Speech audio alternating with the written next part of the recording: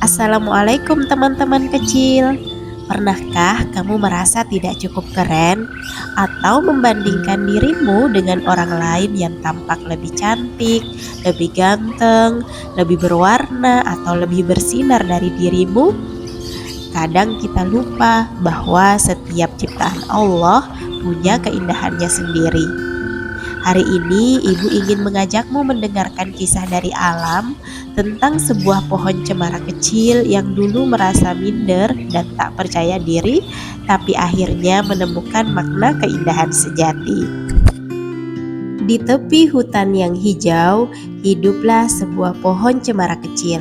Batangnya ramping, daunnya runcing hijau tua, selalu segar meski matahari terik atau hujan datang.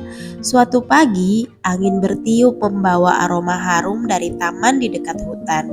Cemara kecil menoleh dan matanya terpukau oleh pemandangan indah di kejauhan. Taman itu penuh bunga warna-warni, mawar merah yang mekar lembut, melati putih yang wangi semerbak, dan juga ada tulip kuning cerah menari di tiup angin. Burung-burung hinggap di atas bunga, kupu-kupu berputar menari di udara. Cemara menatap mereka dengan kagum lalu menunduk pelan. "Aku hanya hijau," katanya pelan, "tidak punya warna, tidak punya wangi. Siapa yang akan memandangku?" Hari berganti hari, cemara kecil semakin sering menatap bunga-bunga itu dari jauh. Ia mulai merasa kecil, merasa tak berarti karena dirinya berbeda. Ia lupa bahwa hijau daunnya juga anugerah yang indah. Suatu sore, awan hitam datang menggulung di langit. Hujan turun deras, angin bertiup kencang hingga ranting-ranting bergoyang. Bunga-bunga yang indah tadi mulai layu. Kelopak mereka terlepas terbawa arus air. Kupu-kupu tak bisa terbang. Burung-burung kehilangan tempat berteduh. Cemara kecil gemetar, namun ia mencoba bertahan.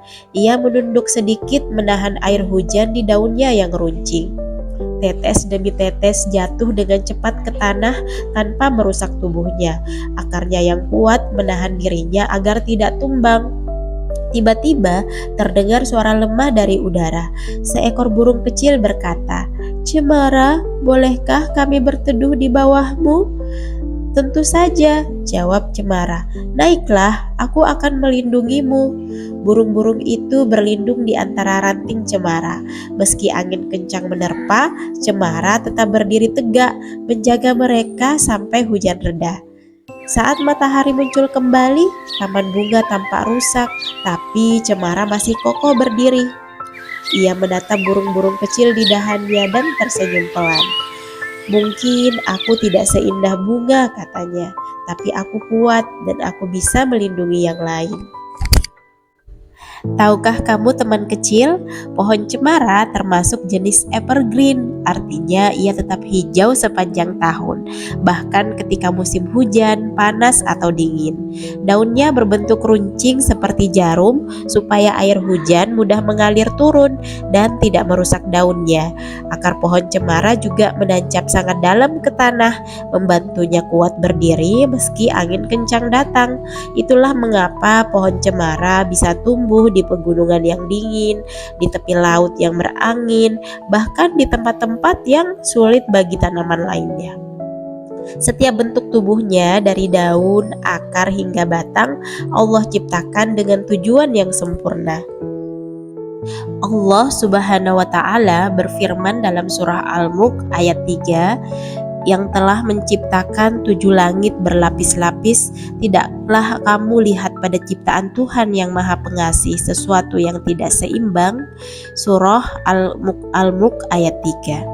Subhanallah, setiap ciptaan Allah termasuk pohon, bunga, hewan, dan manusia, semuanya diciptakan dalam keseimbangan dan keindahan yang sempurna.